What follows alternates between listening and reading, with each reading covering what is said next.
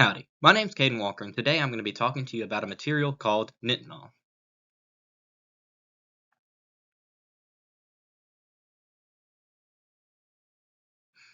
Okay, so the year is 1959. A team of engineers from the Naval Ordnance Laboratory are researching a new material that would function as the nose cone for the first ever missile launched from a submarine.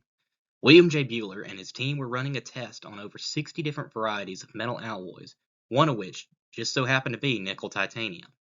This alloy showed some promise as far as having some good corrosive resistant properties, as well as some heat resistant properties to go with it.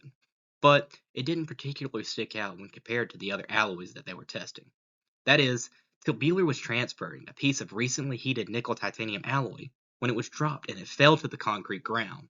When this bar hit the floor, William J. Bueller noticed that it seemed to ring like a bell instead of the thud that the bars typically make. Bueller quickly grabbed a cooled piece of nickel titanium alloy and dropped it to the ground and heard a thud instead of the ring that the warm piece made. This was a massive clue to the special properties that this amazing alloy had in store for the world. William J. Bueller would go on to name this alloy Nitinol, the name coming from the combinations of the words nickel titanium, the alloy is made from these two materials, as well as the name of the place it was discovered in, the Naval Ordnance Laboratory. So, what exactly is nitinol and what makes it an alloy worth talking about? Why did it ring when it was hot and thud when it was cool? Well, nitinol is a nickel titanium alloy that is made up of roughly 50% titanium and 50% nickel. So unlike most alloys, it quite literally is half nickel, half titanium. What makes nitinol so interesting is it's something called a shape memory alloy. This means that it has a unique reversible crystal lattice structure that allows for the material to bend back into its original shape after deformation. So the reason it rang like a bell when it was hot and thudded when it was cool is because the metal alloy atoms were arranged completely differently. Shape memory refers to a metal's ability to be deformed in the cool state and return to its original state when heated. So if you were to take a piece of this nitinol material and were to exert an outside force to it and deform it, as you can see the nitinol is now deformed, all you would need to do to return it to its original state is add some heat to the material. And bam, the nitinol starts to return to its original shape. This may seem impossible. How can a metal remember anything? How does it go from plastic deformation point and yet still act elastically?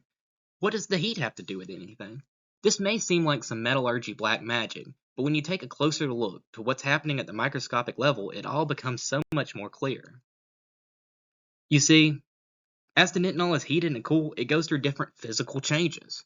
So here's a breakdown of the crystal lattice structure changes that nitinol goes through when displaying its shape memory properties. It all starts with the first step. This first step, or stage, is the austenite phase. This phase has a highly organized cube-like structure. Nitinol transitions into this state when it's heated to a temperature greater than its shape transition point. More on that later. This is the state that nitinol will always bounce back to, and it can do this because the atoms are arranged in a very specific structure. Think there's only one way to make a cube. The next state is called the martensite phase. Nitinol will transition to this phase when it cools down from the shape transition temperature.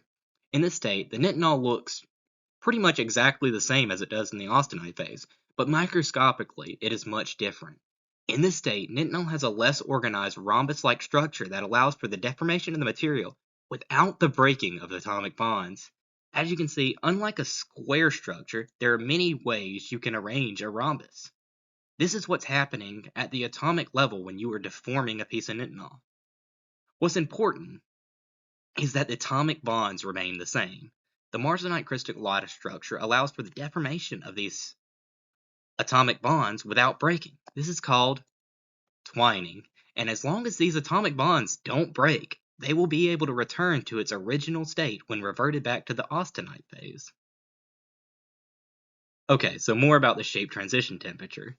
You can control the shape transition temperature by changing the ratio of nickel and titanium. The more nickel added, the lower the transition temperature. You can even add enough nickel till the shape transition temperature reaches room temperature.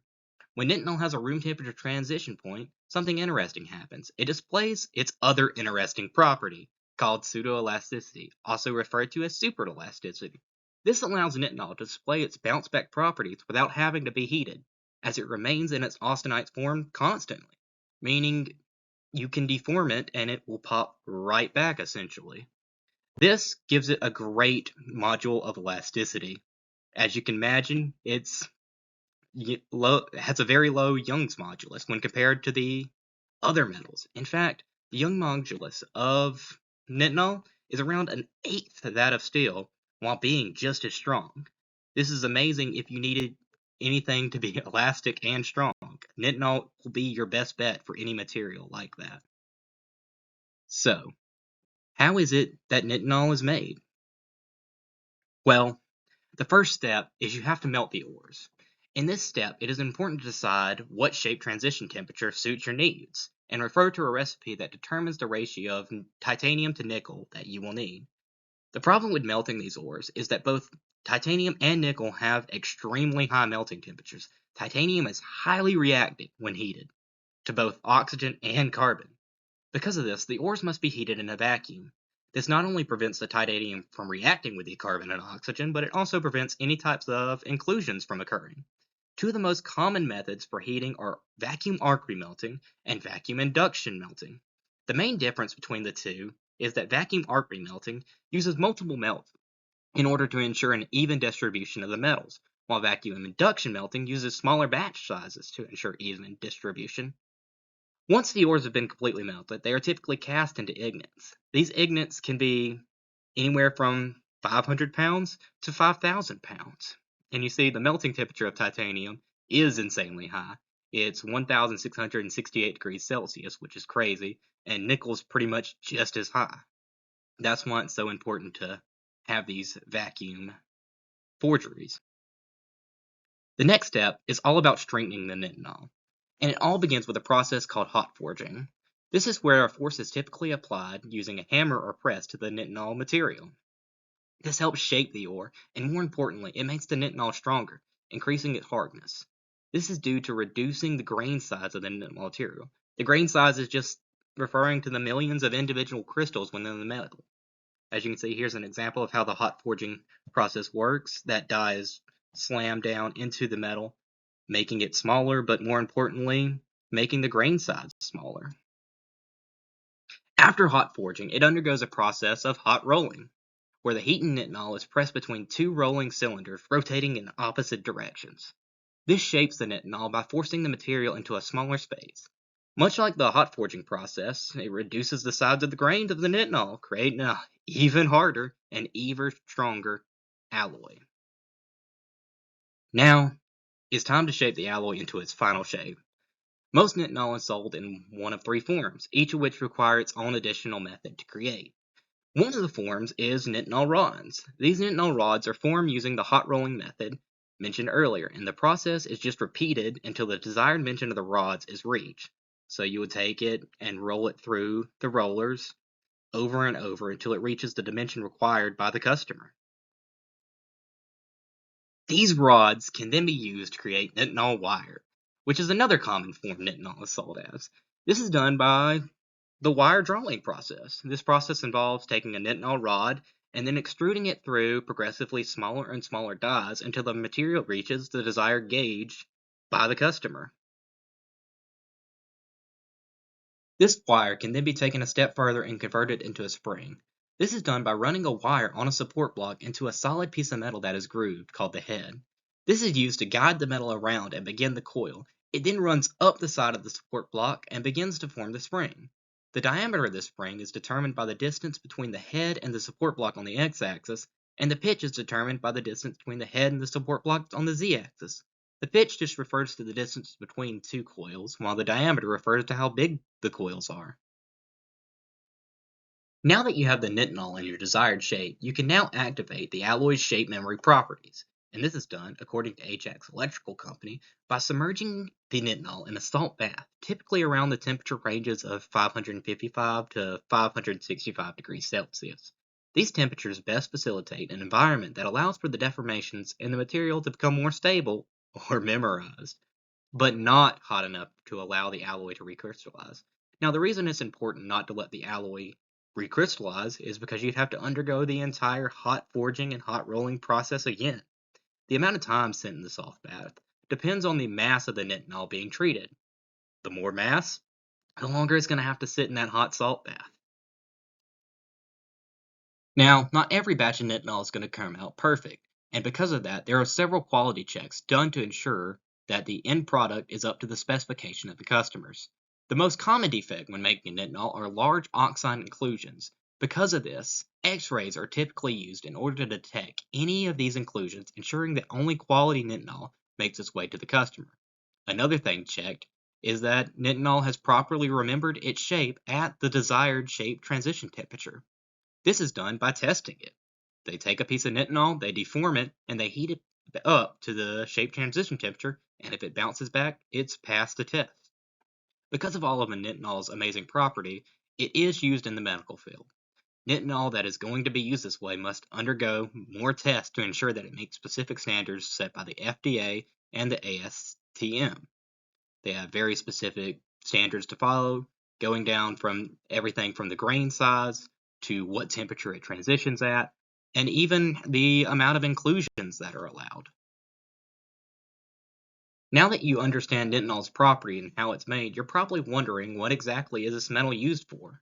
Well, you've probably seen this metal and didn't even know it, as it's in many everyday items, one of which is glasses and orthodontics, like the braces wire, are made from nitinol. The nitinol in both these products are in the wire form, and the shape transition points are often set at or below room temperature. That way it displays its super elastic properties.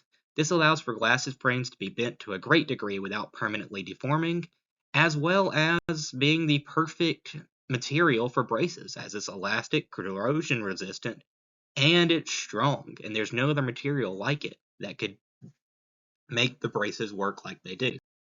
Nitinol can be used in sensors and actuators as well. The nitinol used in these applications are usually in the wire form or spring form, with a shape transition temperature being set higher than room temperature. An actuator is just a device that converts some kind of input into some kind of movement. The main way nitinol actuators work is that a nitinol wire or spring is used and connected to an electrical current. When the actuator is activated, the resistance of the wire generates heat, which causes the nitinol to revert to its original shape, creating a movement or tension. The nitinol sensor can be used to detect temperature by having a deformed piece of nitinol connected to a contact. And if the nitinol reverts back to its original shape because it was heated, then it will physically pull away from the contact and power to whatever device was being powered will be lost. Another place that nitinol is getting used more and more is in construction. It's used in everything from making skyscrapers to bridges now, but most importantly, it's used in something called intelligent reinforced concrete. In this concrete, the nitinol wires are embedded within them so that they can sense crack, and the constant expanding and contracting of the nitinol wire will actually push the concrete cracks back together, essentially sewing it back together. So it makes a basically self-repairing concrete, which is great in the construction environment. Another place that nitinol is getting a lot of use from is the medical field. Most PAD stents take advantage of nitinol's ability to automatically revert back into its original shape.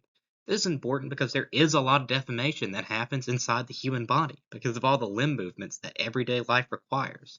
And this is just another field where nitinol excels as a material in. Another place that nitinol is seeing some use is space. As of right now, NASA is working on developing a nitinol tire in order to put on a rover that's going to go on Mars. You see, you can't use a rubber tire on Mars because it's much too cold, and the rubber's fragile and brittle even at those temperatures. And other metals and other materials that they've used all deform to the point that the wheels don't even work as wheels anymore because they're no longer round.